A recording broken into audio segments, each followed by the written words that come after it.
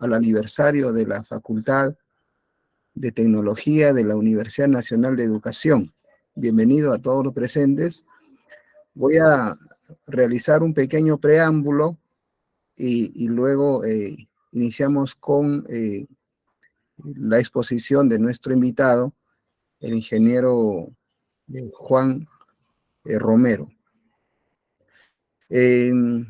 Esta charla es debido a la facultad, el aniversario de nuestra facultad cumple 73 años de vida, un poquito de historia respecto a este camino que se ha recorrido en estos años. La historia de la FATEC se remonta a mediados de 1950, cuando era la Escuela Normal de Varones, hoy en día la Universidad Nacional de Educación Enrique Guzmán y Valle. En aquellos años se inició con la formación de maestros de la educación técnica en todo el Perú. Fueron varios años de cambios, tanto es así que en 1972 empezaron a formalizarse con la educación de 5 años para la preparación de los docentes a nivel nacional. En el transcurso de esos años, la comunidad universitaria siempre ha estado presente en eventos nacionales de importancia. En estos años ha habido muchos cambios y transformaciones, cuando en 1992 hubo la fusión de las facultades. A lo largo de los 73 años de vida de la FATEC, se ha logrado la ampliación, la remodelación en la infraestructura, así como el equipamiento y capacitación de los docentes de toda la Facultad de Tecnología. Todo ello, lógicamente, en beneficio de nuestros estudiantes y de la comunidad.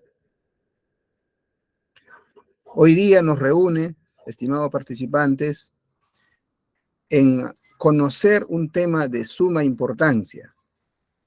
La charla de hoy día se llama FPGA y las aplicaciones en la industria. Las FPGA o tarjetas FPGA han emergido como un componente crucial en la industria en la actualidad, revolucionando todos los sistemas electrónicos. De esta manera se diseña, se desarrolla. Estos dispositivos han permitido la configuración y reconfiguración del hardware a través del software, brindando una flexibilidad sin precedentes en una amplia gama de aplicaciones. Como bien nos va a comentar nuestro expositor, estas tarjetas están o son parte de la electrónica de consumo, de las telecomunicaciones, de la medicina, de los sistemas aeroespaciales y defensa en el campo militar, en la industria automotriz, en la medicina, en la industria manufacturera, entre otros. En ese contexto, voy a realizar la presentación de nuestro expositor, el ingeniero Juan Alvarado Romero. El ingeniero Juan Alvarado Romero es bachiller en Ingeniería Electrónica y en Ingeniería Química, titulado como ingeniero electrónico e ingeniero químico por la Universidad Privada Antenor Orrego de Trujillo. Cuenta con estudios concluidos en la Maestría de Ingeniería de Sistemas en la Universidad Privada Antenor Orrego de Trujillo. Asimismo, tiene estudios concluidos en la Maestría en Docencia y Gestión Universitaria en la Universidad San Pedro de Chimbote. Así también cuenta con más de 10 años de experiencia como docente en universidades públicas y privadas, así como institutos tecnológicos. Actualmente, el ingeniero Juan está enfocado en realizar trabajos de investigación en el desarrollo de los sistemas embebidos con microcontroladores ARM, FPGA y ASIC. Todo ello aplicado a la industria. Voy a dar paso al ingeniero. Ingeniero Juan, bienvenido a nuestra exposición eh, y también al 73 aniversario de la Facultad de Tecnología. Adelante, ingeniero. ¿Puede compartir su presentación, por favor? Lo escuchamos, estamos atentos aquí. Ok, muchas gracias por la presentación. ¿Puedo compartir desde acá, desde mi computadora? ¿Puedo compartir las diapositivas, por favor? ¿Sí? Ok, entonces, un instante mientras selecciono.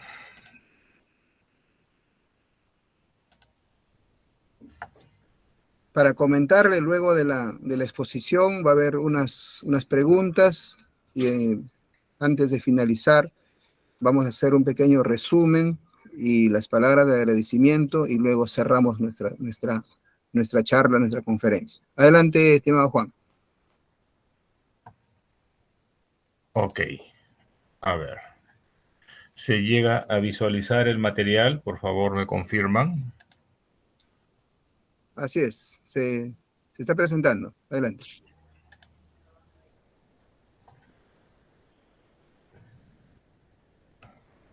Ok, bien. Bueno,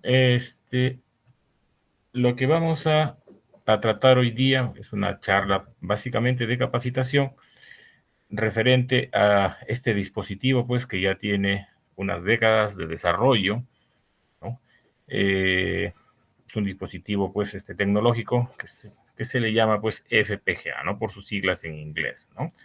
El tema va a tratar un poco, pues, de dar algunos alcances de cómo ha ido evolucionando las FPGA, ¿no? Cómo ha ido evolucionando un poco la tecnología digital, porque este dispositivo se utiliza básicamente pues para aplicaciones de circuitos digitales. Y de ahí veremos, así pasaremos un poco pues a, digamos, superficialmente las aplicaciones en la industria, porque ya se entendería pues que las aplicaciones son un poco, digamos, de mediana complejidad. Si da el tiempo por acá, les mostraré algunos desarrollos que he podido elaborar, básicamente enfocados digamos, enfocados para la enseñanza, pues, de circuitos digitales en un curso, pues, que tengo aquí en la universidad, pues, ¿no? Bien. La primera pregunta que se deben estar haciendo, quizás los que no conocen este dispositivo, es ¿qué es una FPGA, no? Eso, ¿de qué dispositivo estamos hablando? El nombre, ¿no? FPGA viene del acrónimo, en inglés, por supuesto, Field Programmable Gate Array, ¿no? Que traducido al castellano lo podemos decir así, ¿no? Un campo programable de compuertas, de arreglo de compuertas, ¿no? Básicamente compuertas lógicas, pero en el desarrollo del tema se van a dar cuenta que ya las compuertas lógicas están pasando ya, o pasaron con este dispositivo ya básicamente al olvido, ¿no? Porque aquí no usamos compuertas lógicas.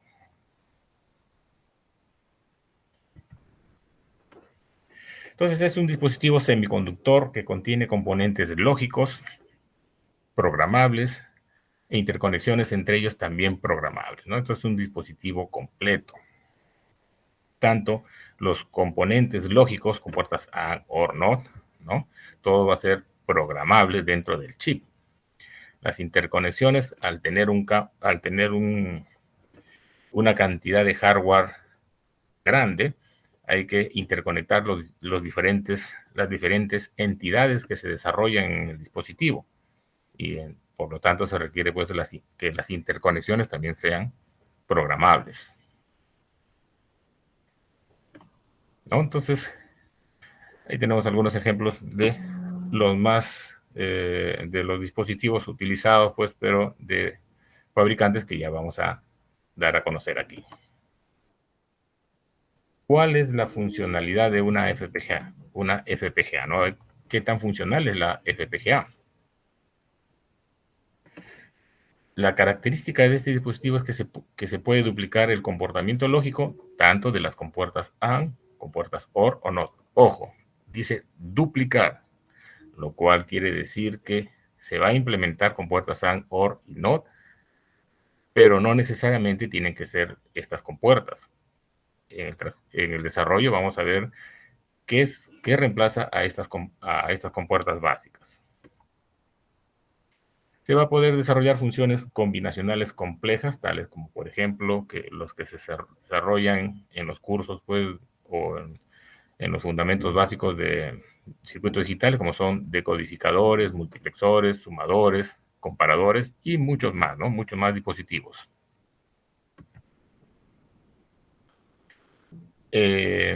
Cabe detallar que podemos desarrollar funciones combinacionales, es decir, lógica combinacional. Pero además también podemos desarrollar lógica secuencial. Recordemos que los circuitos lógicos están marcados en dos grandes grupos, los lógicos combinacionales y los lógicos secuenciales.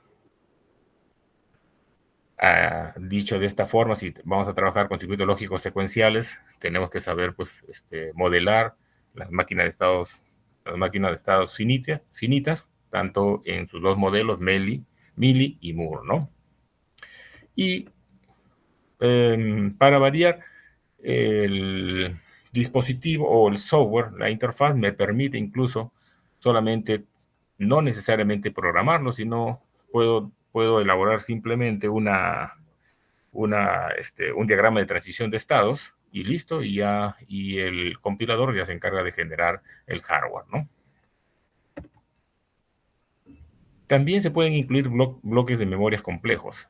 Puedo implementar bloques de memorias utilizando la misma FPGA, como implementándolo dentro de las LUT, o en su defecto, muchas de las FPGA ya tienen su banco de memoria propio, ¿no? Entonces, todo va a depender de cómo yo declare la memoria, o el funcionamiento de la memoria, o el comportamiento de la memoria. De acuerdo a cómo yo lo declare, o utilizo las LUT, o voy a utilizar el banco de memoria ya incluido dentro del hardware.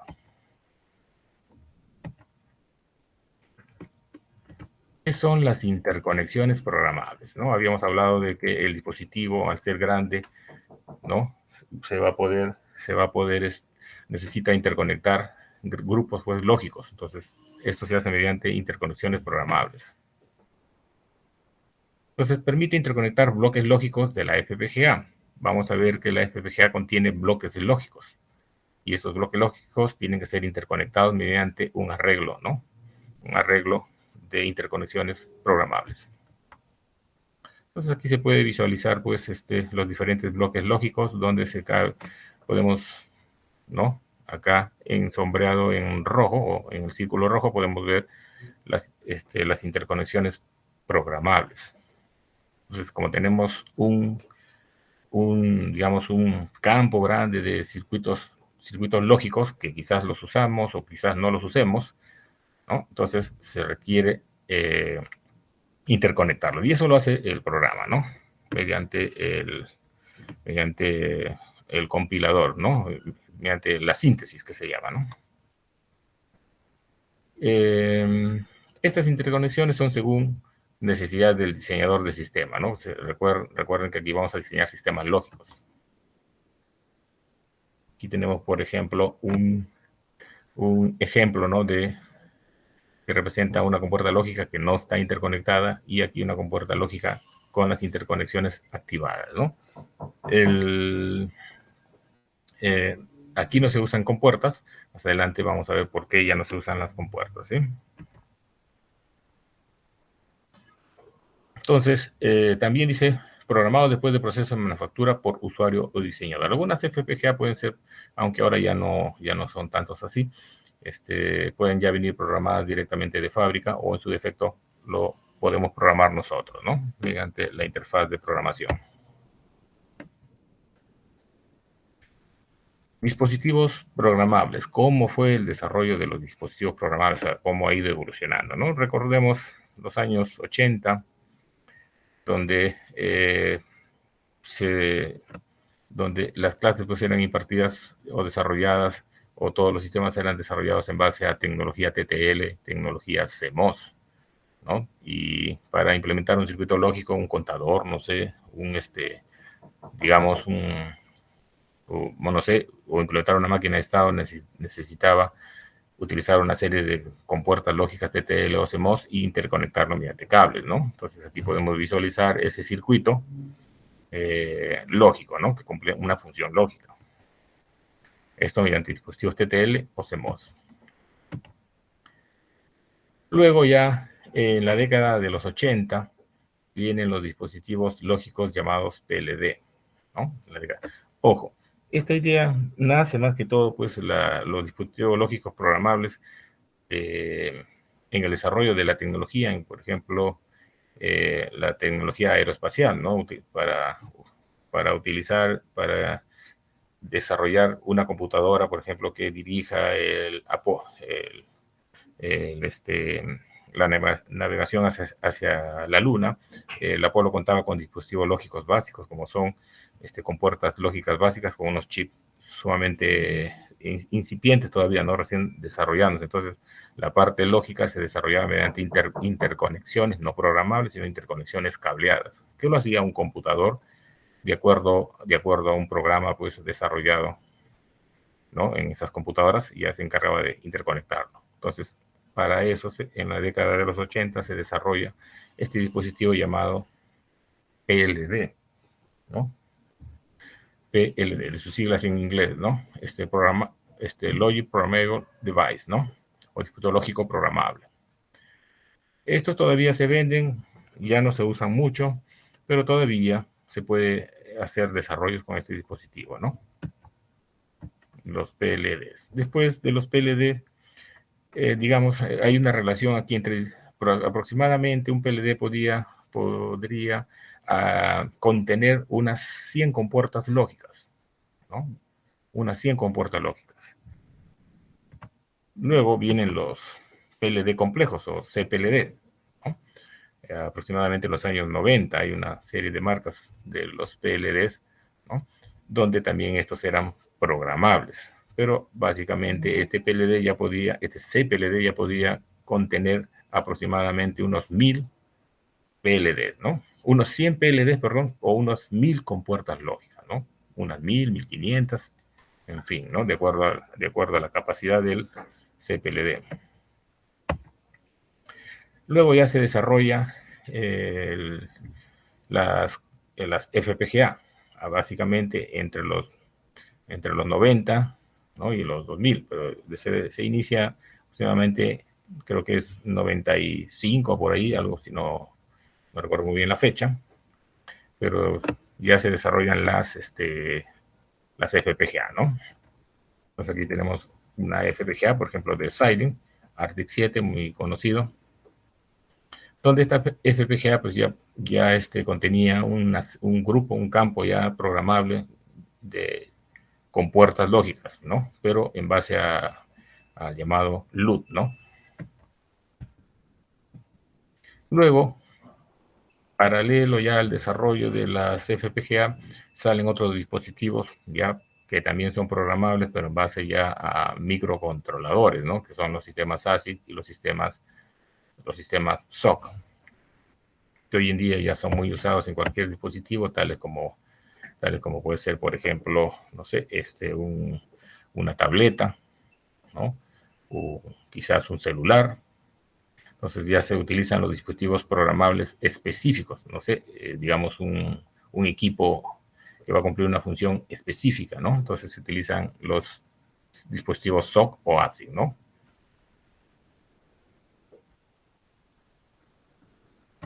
Bien. Recordando un poco de historia, cómo se desarrollaron las FPGA, ¿no? ¿Quién inventó, por ejemplo, ¿no? Fueron inventadas por Ross Freeman y Bernard Bondersmith por el año 1994, ¿no? Que fueron los fundadores de Xilinx, ¿no? Una de las primeras empresas desarrolladoras de FPGA. aproximadamente en 1984, ¿no? Tenemos a uno de ellos, a Ross Freeman, la empresa Xilinx, ¿no? Y estos dispositivos surgen como una evolución de la CPLD, pues, ¿no? Hay que hacer hincapié en que la empresa Xilinx solo desarrolla el hardware, o sea, el núcleo, más no es el encargado de elaborar el chip. O sea, ellos no te venden el chip, ellos venden simplemente el desarrollo del hardware, ¿no? De la arquitectura interna, que son variadas, que casi son muy similares entre los competidores de las marcas, ¿no? Como Xilinx, Altera, Alter Intel o Lattice, que son los más conocidos. Aquí tenemos un chip de Xilinx, Virtex 5. ¿Cómo es la arquitectura de la FPGA? La arquitectura de la FPGA es muy diferente pues a la arquitectura de la CPLD, totalmente diferente. En la CPLD, por ejemplo, se tiene pues un arreglo de compuertas lógicas AND-OR, ¿no? O OR-AND, ¿no? Se tiene un arreglo y luego se tiene unos dispositivos para la parte secuencial, las macroceldas que contiene dispositivos latch, ¿no? O flip-flops específicamente, ¿no? Entonces, aquí cambia un poco ya la arquitectura, ¿no? Y vamos a ver cómo cambia. Aquí se observan tres elementos esenciales. Podemos ver aquí cómo está conformado, ¿no? Podemos ver el bloque lógico, ¿no? Las interconexiones programables y los puertos de salida llamados IO block, ¿no? O IO block. ¿No? Tenemos los CLB o bloques lógicos configurables. Dentro de cada bloque configurable va a contener otros elementos más, como la LUT, por ejemplo, ¿no? Como la CLB, que están dentro del, en este caso, como el CLB es el bloque, ¿no? Pero tiene la LUT y otros dispositivos más, ¿no? Los IOV, que son los bloques de entrada-salida, donde voy a configurar, pues, los niveles de lógicos. Y tenemos los PSM, que es la matriz programable, ¿no? De interconexiones.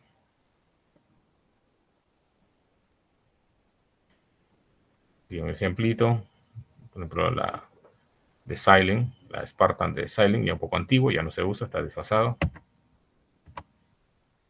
Vamos a ver uno de los bloques, el bloque lógico configurable o CLB, ¿no? Configurable Logic Block.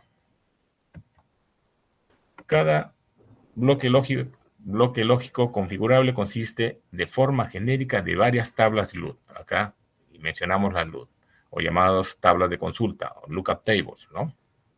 Aquí es donde se va a guardar la información, por ejemplo, la información mediante multiplexores, se va a guardar la información de una compuerta AND, compuerta OR, o de cualquier tabla lógica, lo podemos implementar dentro de las LUT, cuyas salidas están multiplexadas y unos parámetros de configuración de dicho CLB o bloque lógico, ¿no? Entonces podemos ver aquí la arquitectura, ¿no? Tenemos la tabla de consulta con sus entradas y tenemos esta parte sería para la lógica combinacional y esta parte sería para la lógica secuencial, donde tiene flip-flop tipo D. Este es el registro, ¿no? Y por aquí tenemos un multiplexor que va a direccionar tanto la parte lógica como la parte secuencial, ¿no? Esta parte de aquí más o menos es lo que se contenía en la CPLD, que se le llamaba la macrocelda, ¿no? La diferencia es que acá se utilizan las LUT, y en las CPLDs o PLD ya no se utilizaban LUT, sino simplemente se utilizaban arreglos de compuertas AND-OR o OR-AND.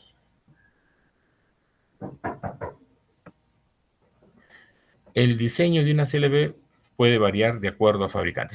Esto va a depender de acuerdo al fabricante, ¿no? Hay una gran equivalencia entre el fabricante Altera, Intel y Xilinx, ¿no?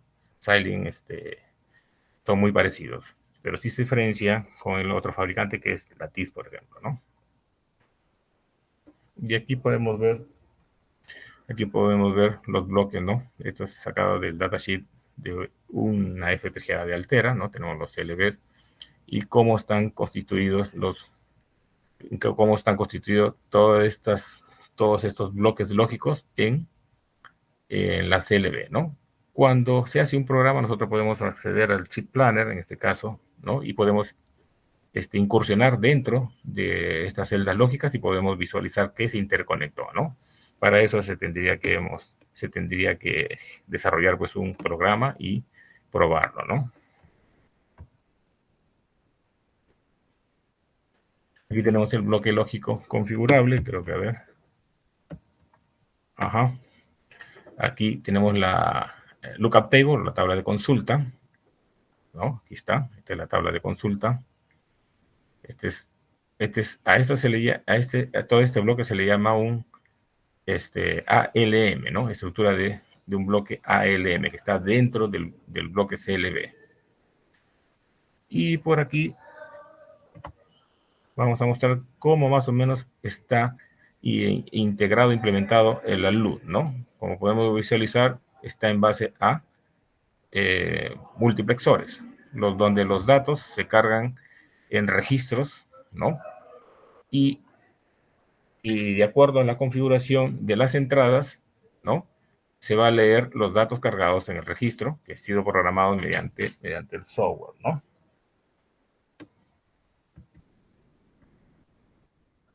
Bloque de entrada, salida, IOV.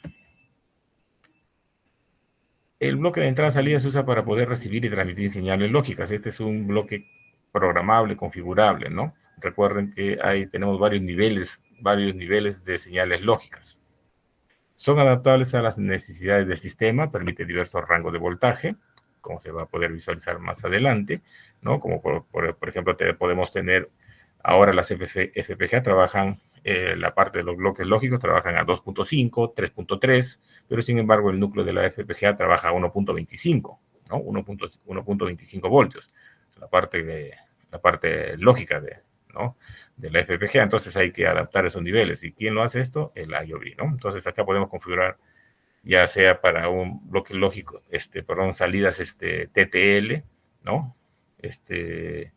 O CMOS, o TTL CMOS de bajo voltaje. Entonces aquí hacemos la configuración, ¿no? Y eso se hace, la configuración se hace por ejemplo, en Altera, en Quartus, en el chip planner, ¿no? En el chip planner yo puedo asignar qué nivel voy a utilizar, ¿no? Perdón, en el pin planner. Y en Xilinx hay que hacerlo en un archivo configurable que se llama constring. Entonces también podemos, ¿no? Configurar frecuencias y estándares digitales, ¿no? Acá, por ejemplo, en este bloque yo puedo asignar que mi puerto de comunicación, mi salida, sea a nivel, por ejemplo, para interconectar dispositivos, por ejemplo, PCI. Entonces ahí puedo asignar esos niveles y de alta velocidad para que se pueda comunicar con dispositivos PCI. Se puede usar como entrada, salida o bidireccional, ¿no? O los tres estados. Contiene, ¿no? Canales input pad, output pad, clear state pad, como ya les había configurado, buffer configurables, ¿no? TTL de bajo voltaje, CMOS de bajo voltaje, PCI. Y aquí podemos ver eso lo he obtenido del datasheet justamente de los bloques, de la descripción del bloque IOV, ¿no? Y aquí lo podemos visualizar, ¿sí?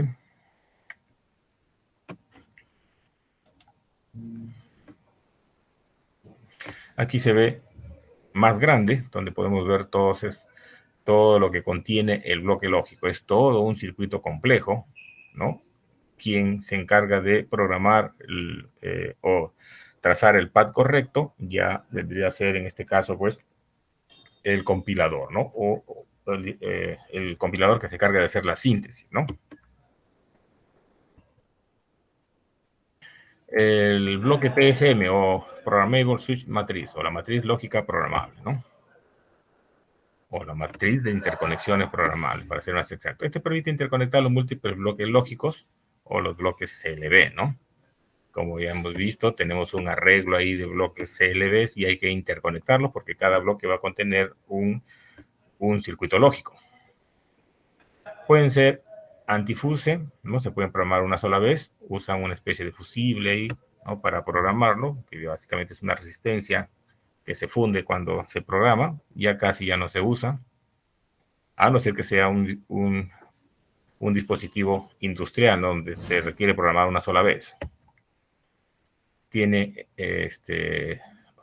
una memoria estática, ¿no? Donde se guarda la configuración del circuito en una memoria, ya sea EEPROM, ¿no? Y luego se carga también a una SRAM. Hay algunas FPGA donde, ¿no? Donde por ejemplo, las FPGA, cuando uno lo desconecta, se borra el programa, por lo tanto hay que grabar el programa de configuración, ¿no? Que es una línea, un arreglo de bits, ¿no? Seriales, se guarda en una EEPROM, y luego cuando se energiza el dispositivo, la EEPROM se encarga de transmitir esa trama de bits, se encarga de transmitirlo a la SRAM para que luego la SRAM configura la FPGA. Por eso que las FPGA demoran un poquito en levantar o en cargar el programa, ¿no? Mientras más complejo es el programa, demora más en configurarlo. Y aquí tenemos, por ejemplo, como un esquema de cómo están cada una de las interconexiones o cómo se hacen las interconexiones, ¿no? Mediante en este caso, pues, estos dispositivos FET, ¿no? También hay algunas que utilizan flash, ¿no? Que son reprogramables, no volátiles, no necesitan dispositivos auxiliares para guardar la configuración interna, pero su velocidad de programación es más lenta. Esto va a depender, en este caso, pues, del fabricante, ¿no? Cada fabricante tiene su propia tecnología. Vamos viendo ahora los fabricantes de las de FPGA. ¿Cuáles son los fabricantes? Cuando quiera adquirir una FPGA, tengo que saber a qué fabricante voy a apuntar, ¿no? ¿Cuál de ellos debo adquirir? Entonces, el primero, pues, es el Xilinx, ¿no? Una marca conocida. Tenemos, por ejemplo, aquí estos dispositivos, ¿no? De Xilinx, que son un Arctic 7, Virtex, y hay más, ¿no? Como Spartan, hay más. Solamente he puesto algunos. Otra marca es Altera, que ya hace un tiempito, no mucho tiempo, unos cuantos años atrás, lo ha comprado Intel, ¿no? Intel ha comprado Altera, y ahora ya todos los chips vienen ya rotulados con la marca Intel, ¿no? Xilinx también ha sido adquirido por me acuerdo, creo que es AMD, pero, o sea, es AMD, pero AMD lo tiene otra, de la empresa de NVIDIA, ¿no? O sea, AMD, NVIDIA, ha comprado a Xilinx, ¿no? Entonces ahora ya Xilinx ya no es específicamente Xilinx, sino ya es adquirida tal cual como Intel adquirió Altera, ¿no? Aquí tenemos algunos dispositivos como Stratix 5 de Altera, poco caro. Tarjeta de desarrollo Stratix 10, también un poco caro. Tarjetas de desarrollo no bajan de $1,500, $1,500. Una Cyclone 5. Otro fabricante, también tenemos el Lattice Semiconductor, que es un fabricante que ha ganado mercado también dentro del desarrollo de las FPGA, ¿no? Uno de sus cores conocidos, ¿no? Y de bandera es el ICE 40, ¿no? Es conocido, hay algunas tarjetas de desarrollo desde acá, pero tiene para competir tanto con Altera y Xilinx. ICE un poco que ha mejorado el proceso de carga del proceso de transferencia de la configuración, de los bits de configuración hacia la memoria, ¿no? Es un poco más rápida en cuanto a cargar, tiene una gama de dispositivos que son más rápidos que Altera Intel o Xilinx, ¿no? Algunos que ya han pasado al olvido, que no se usan mucho, que son Actel y Atmel. O sea, Atmel compró Actel, pero ahora Atmel ha sido comprado por Microchip. Entonces, algunos chips de Atmel integran dentro de algunos microcontroladores Atmel integran dentro de su parte lógica un bloque CPLD programable, ¿no? Entonces, pero eso es adquirido de la marca Actel, ¿no? Actel es un dispositivo que es una marca que desarrollaba pues CPLDs aproximadamente en los años 90, pero ahora ya no existe, ¿no? Y aquí el detalle, ¿no? Los chinos tampoco se han quedado atrás y han desarrollado sus propias FPGA, ¿no? Como los chinos ahora no quieren depender de los norteamericanos, han desarrollado sus propias FPGA, ¿no? Todavía no son FPGA tan, digamos, tan potentes que digamos, pero ya la están desarrollando. Hay dos marcas, y solamente hay dos o tres marcas de FPGA china. Solamente he colocado una nada más, que es la GoWin, ¿no? Una marca china. Y aquí tenemos uno de sus primeros FPGA, ¿no? La GW1N. Vamos viendo algunas tarjetas de desarrollo para los que desean pues desarrollarse en este mundo de los dispositivos programables, ¿no? O los sistemas embebidos. Tenemos acá a Digilink, ¿no? Directamente los que fabrican las FPGA directamente no son las que desarrollan las tarjetas, que hacen sus tarjetas de desarrollo.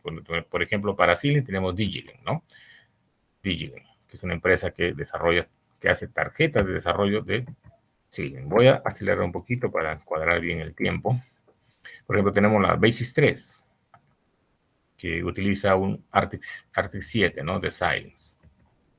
Tenemos la Nexus, que es un poquito más cara, donde también se utiliza una Artix 7. Esta Artix 7 tiene internamente un ADC de 8 bits, que me permite ya directamente, sin necesidad de utilizar un ADC externo, por ejemplo, leer variables analógicas. Es básica, todavía su ADC es de 8 bits, ¿no? Pero todavía es útil, ¿no? Y tenemos un link para poder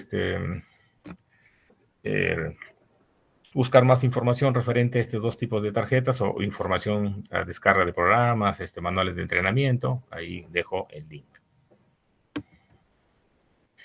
Tarjetas de desarrollo de Terasys, ¿no? Terasys es un fabricante coreano que desarrolla que hace tarjetas de desarrollo para Intel. No solamente Intel, también hace de otras marcas, ¿no? También hay de Xilinx, si no me equivoco. Por ejemplo, aquí voy a colocarle algunas tarjetas de desarrollo, por ejemplo, la DE215, que es una que se utiliza en muchas universidades, la DE215. Bueno, yo, como trabajo en una universidad, trabajo en la Universidad Privada del Norte, ¿no? Yo he sugerido que compren esta tarjeta de desarrollo, ¿no? Ya tenemos una tarjeta de desarrollo para poder hacer trabajos más complejos. Entonces utilizamos la DE215, ¿no? Pero este es un poco más, digamos, hay que tener mucho cuidado con el uso, ¿no? Por eso hay que estar restringido un poco para los estudiantes. Tenemos la DE4 Stratix, más que todo para procesamiento de señales, ¿no? De señales analógicas. Ya tienen sus ADCs externos, no en el chip, sino externos. Tenemos la DE0, la DE1, con Cyclone 3, Cyclone 2, ¿no? Cada uno. La D0 Nano, que es esta chiquita, pero muy potente, lleva una Cyclone 4, ¿no? También contiene un ADC de 12 bits y un acelerómetro y varias cositas, ¿no? Se utiliza, por ejemplo, para lo que es robótica, drones, esta D0 Nano.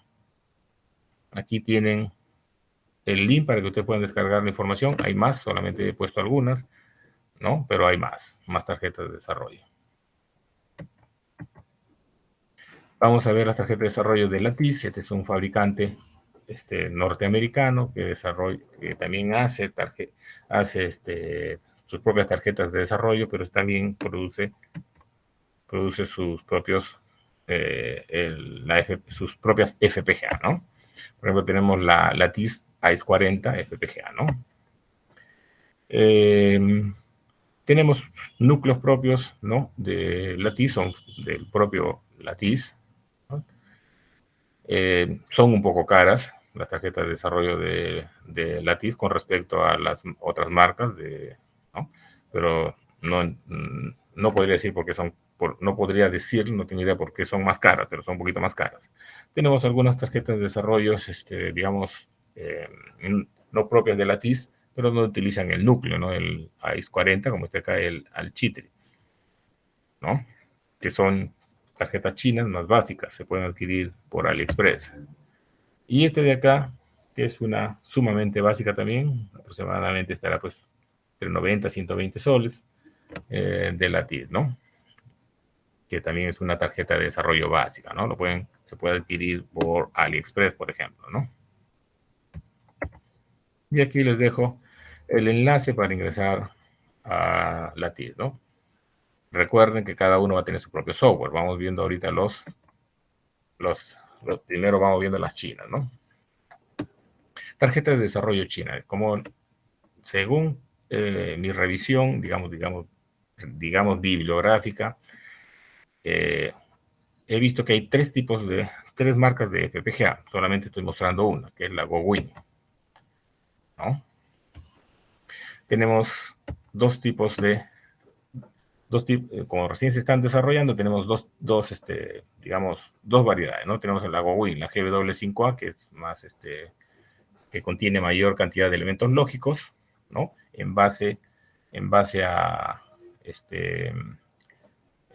el programa se carga en una memoria SRAM, ¿no? O basados con memoria SRAM. Tenemos la más básica, pequeñita, llamada pues Little B, ¿no? En función a memoria flash, que son las GW1. Estas son más baratas, ¿no? Por ejemplo, estas tarjetas que tenemos acá son propias de Gowin, son caras, ¿no? Son muy caras, no entiendo también por qué las venden un poco caras, pero si quieren adquirir más baratas, tenemos dos acá, ¿no? Tenemos la TAN Nano, que es esta de acá, que aproximadamente estará $12, $15, y esta que también más o menos por el mismo precio, que es la CIPI, ¿no? Ambos utilizan un GW1N o GW1NR, ¿no? Estas dos tarjetas son más cómodas. Y aquí, bueno, acá este es del anterior, ¿no? ¿Cuáles son para poder programar cada uno de estos dispositivos? Necesitamos de todas maneras tener un software de programación, ¿no? Software de programación. Entonces, ¿cuáles son esos programas o IDEs de programación? Por ejemplo, tenemos para Silent, tenemos el IC Suite Design, que es el antiguo, y hoy día ya se utiliza más el Vivado, ¿no? Que es un programa pesado, ¿no? Ahorita no los tengo instalados todos, solamente tengo instalado uno, pero mi otra computadora tiene instalado prácticamente todos los softwares de los que acabo de mostrar, ¿no? Que se usan para los FPGA que acabo de mostrar, ¿no? Tanto Lattice, Gowin, Intel y Silent, lo tenía todos acá, ¿no? Pero ahorita he cambiado de computadora. Este es el ICE, que es ya no se usa mucho, ahora se usa más el Vivado. Para Altera Intel tenemos Quartus 2, que es conocido, está su logo de Quartus 2, ya está sobre la versión 21, sino que 21.1, 21.2, no recuerdo ahorita muy bien, no me acuerdo muy bien cuál es la última, pero se puede descargar, es gratis, ¿no? Pero es limitada en cuanto a la capacidad de programación.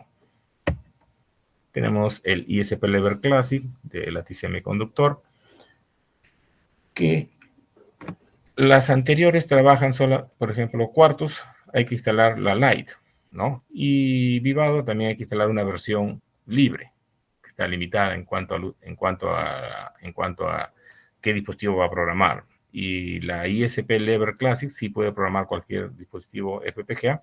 La diferencia es que solamente trabaja, no necesita licencia, tiene licencia de 1 año, pero trabaja con la Mac de la computadora. O sea, si lo instalan en su computadora, va a leer queda registrado su Mac, por lo tanto solamente va a funcionar la licencia en esa computadora, no en otra. Y hay que adquirir una cuenta, ¿no? Hay que ir a una cuenta para que te envíen la licencia. El logo, perdón.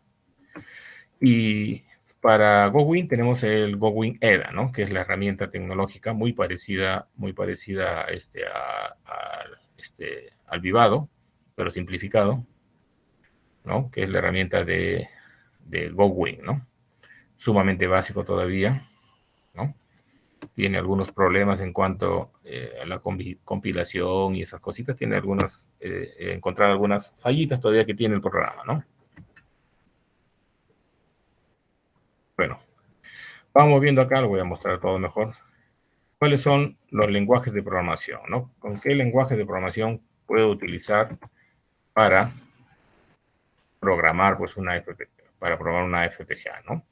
Tenemos el VHDL, que ya es un lenguaje de programación antiguo, pero muy amigable también. Quizás algunos les sea complicado de entender, pero es amigable, es entendible, como el que tenemos acá, el VHDL, que es un lenguaje de descripción de hardware, ¿no? Por sus siglas en inglés se llama lenguaje Very High Speed Language Description, ¿no? O lenguaje de descripción de hardware para dispositivos de alta velocidad, ¿no? Y el Verilog HDL, que ya es una versión, digamos, modificada del VHDL, más orientado como, digamos, una programación en C, que es el que vemos acá, ¿no? Que también es fácil. El que maneja VHDL va a ser fácil manejar Verilog, ¿no? Y el que maneja VHDL va a poder traducir esto en este lenguaje en Verilog, lo va a poder traducir a VHDL o VHDL a Verilog, sumamente fácil. El Quartus tiene una herramienta que me permite compilar un hardware a VHDL o de VHDL a Verilog, ¿no? Después tenemos una forma más fácil para los que son circuiteros, como son Schematic Block Diagram, ¿no? O diagrama de bloques, un BDF. Puedo desarrollar simplemente un circuito lógico utilizando las librerías del mismo programa, ¿no? Como compuertas SAN, OR, NOT, multiplexores, decodificadores, registros, hago un circuito y el compilador ya se encarga de generar el arreglo de bits a cargar en la memoria de la FPGA, ¿no?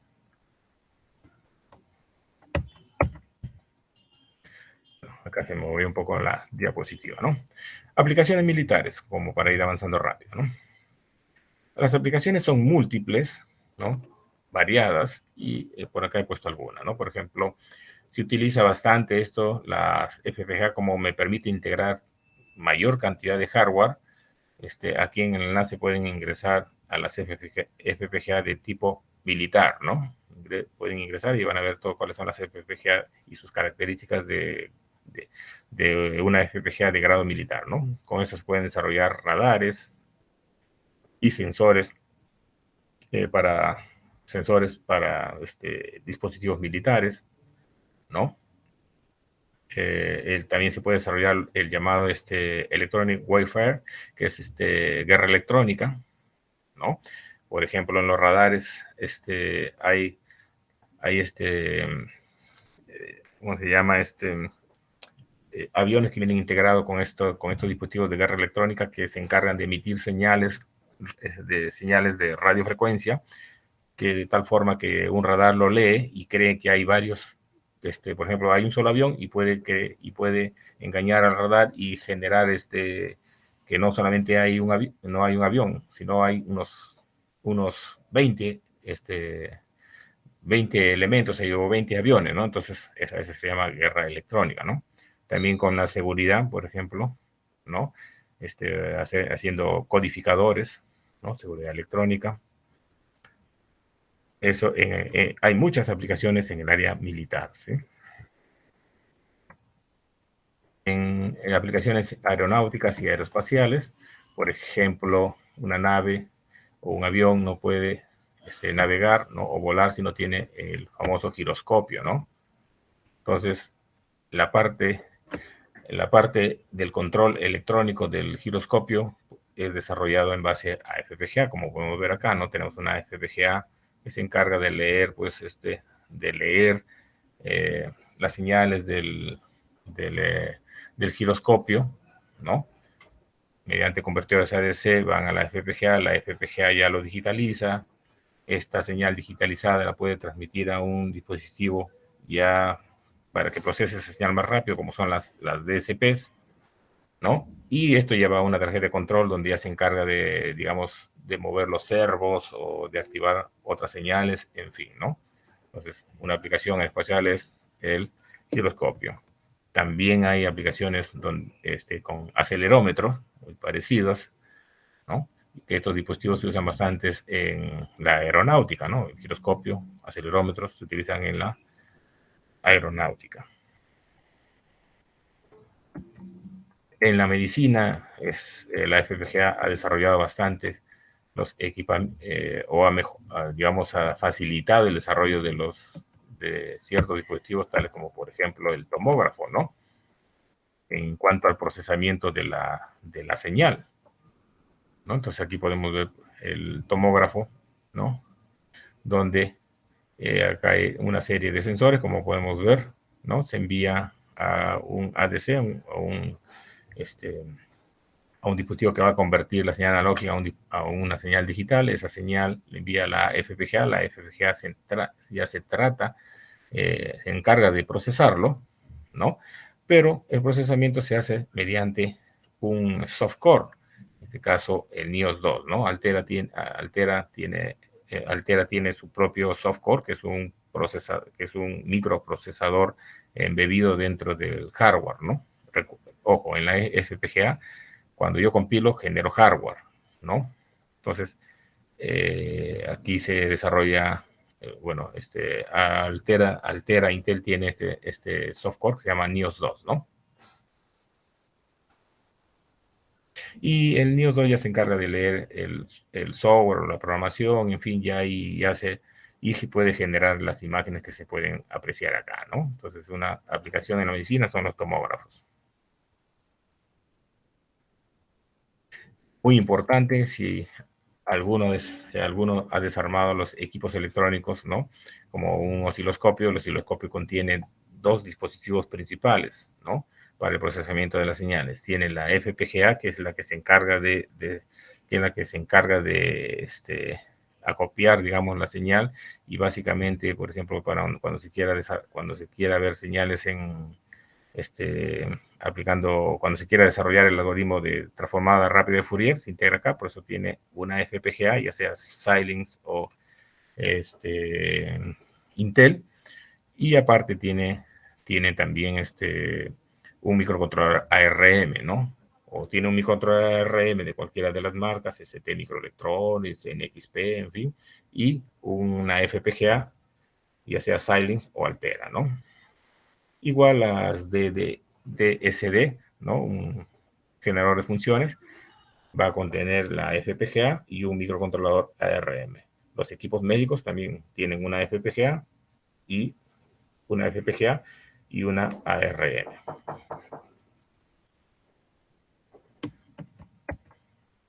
En audio y video hay aplicaciones también importantísimas, ¿no?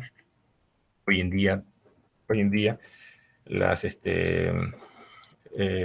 la mayoría de los equipos ya son digitales, los equipos no son analógicos ahora, por lo tanto, las señales, todo se realiza mediante procesamiento digital, ¿no? Por ejemplo, si quiero una señal de audio, aplicar o desarrollar un analizador espectral, ¿no? Mediante el algoritmo de transformada rápida de Fourier, ¿no? Mediante una FPGA lo puedo procesar rápidamente, y de ahí ya mediante controladores controladores de video o controladores o drivers o controladores de video, puedo visualizarlo en una pantalla, ¿no?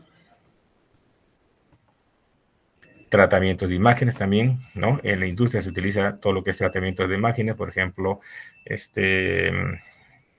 las tarjetas de National Instrument tienen integrado dentro de la propia tarjeta, tienen FPGA de Xilinx. Parece que tienen un convenio con Xilinx, por eso LabVIEW tiene soporte o herramientas de soporte para Xilinx, nada más, ¿no? Entonces y eso se utiliza más que todo, por ejemplo, con el MacVision para lo que es procesamiento de señales de video, ¿no?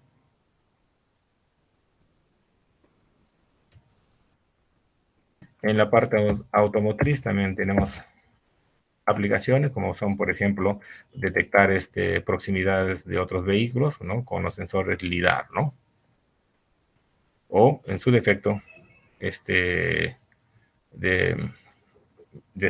digamos, visualización de señales, ¿no? De los sensores, del tacómetro o velocímetro, ¿no? Aquí tenemos este ejemplo, por ejemplo, es un sensor, un LIDAR, ¿no?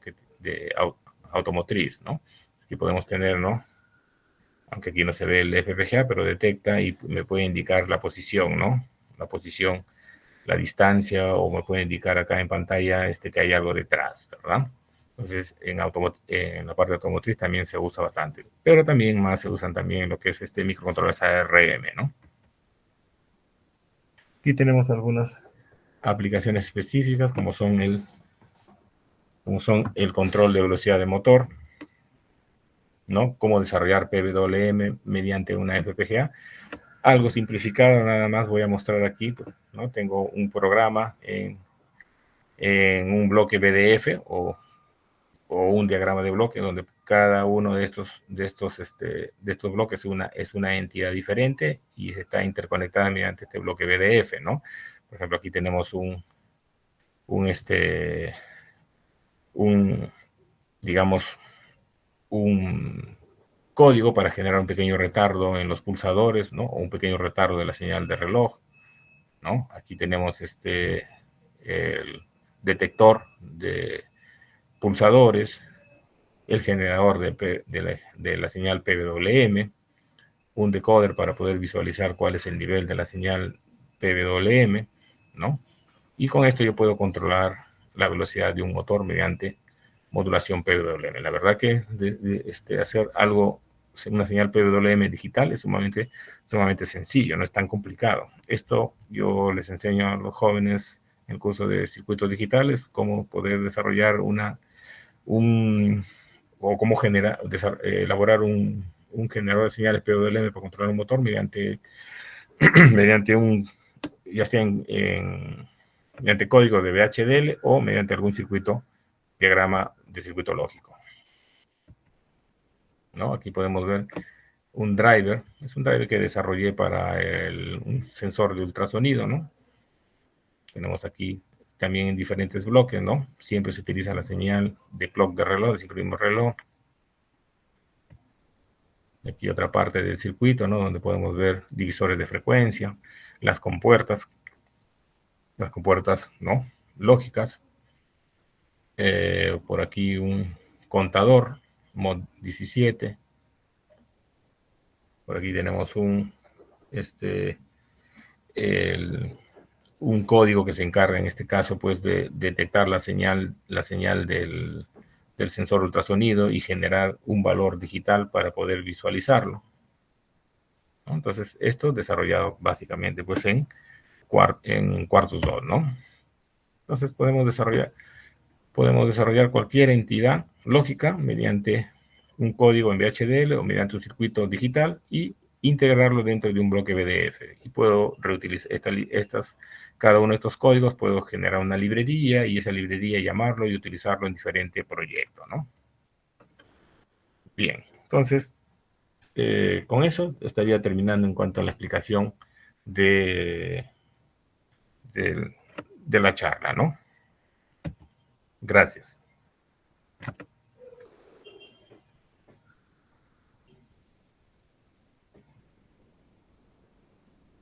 ¿Sí? ¿Están ahí todavía?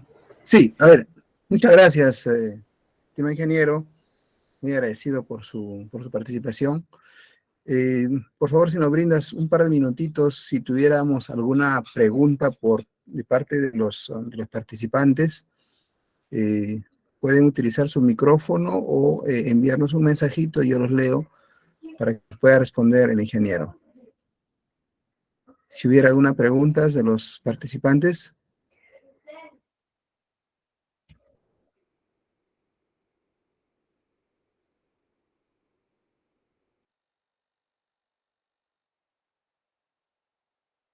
Pueden escribir aquí en la bandeja del chat o en todo caso abrir su micrófono para que puedan hacer las preguntas.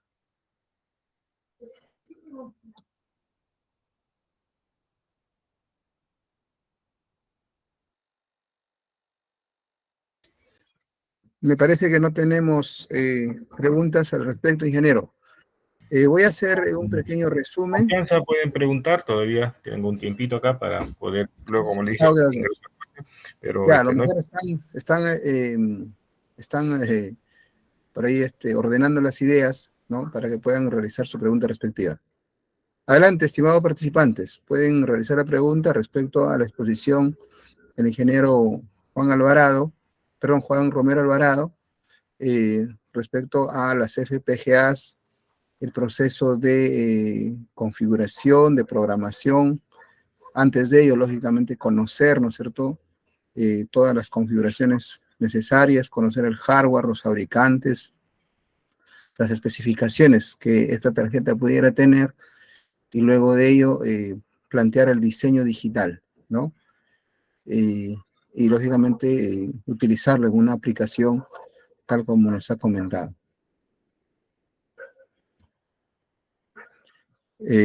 Tenemos la participación del maestro Humberto Moreno. Adelante, maestro, te escuchamos. Buenas noches. En primer lugar, agradecer la excelente exposición del ingeniero, ¿no? Y darle las gracias por la respuesta a mi curiosidad. Quisiera saber qué nos puede decir respecto de sus experiencias en el uso de las tarjetas Basis 3 de Xilinx. Gracias. Sí, ¿se escuchó, ingeniero Juan? Sí. A ver. De la Basis 3 de Digilent. Ya, ahí tiene una FPGA Arctic 7. Básicamente, el programar en FPGA, si yo programo en VHDL, es una programación transparente. Yo lo mismo que podría hacer en Xilinx, lo mismo podría hacer en Altera Intel, ¿no? Entonces, lo único que hay que saber manejar son las interfaces, que son totalmente diferentes, ¿no? Programar en el vivado es en este caso, para poder programar la tarjeta de desarrollo Basis 3, requiero programar en el vivado, ¿no? Entonces, la interfaz es un poquito más complicada, más tediosa, pero yo tengo por ahí algunos videos, que siempre subo a veces en mis estados, ¿no? Por ejemplo, a los muchachos, a los jóvenes, yo les enseño, programo en la Altera y después lo mismo lo hago en la Xilinx, porque acá tenemos, en la universidad también tenemos algunas tarjetas Xilinx, pero más utilizo las Altera, ¿no? Pero lo mismo que hago en la Intel Altera, lo mismo lo desarrollo, solo que es más complicado la interfaz, nada más.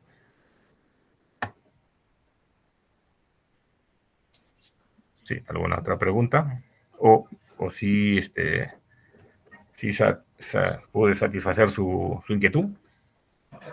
Sí, profesor Humberto, respecto a la pregunta. Sí, gracias. No, lo que quería, o sea, mi intención era saber, ¿no? En cuanto a la programación, por ejemplo, los estudiantes, qué grado de dificultad han tenido en el entendimiento de la programación y el uso de la interfaz de vivado. ¿Es sencillo para ellos o tiene cierta dificultad en la comprensión? Eso era mi pregunta.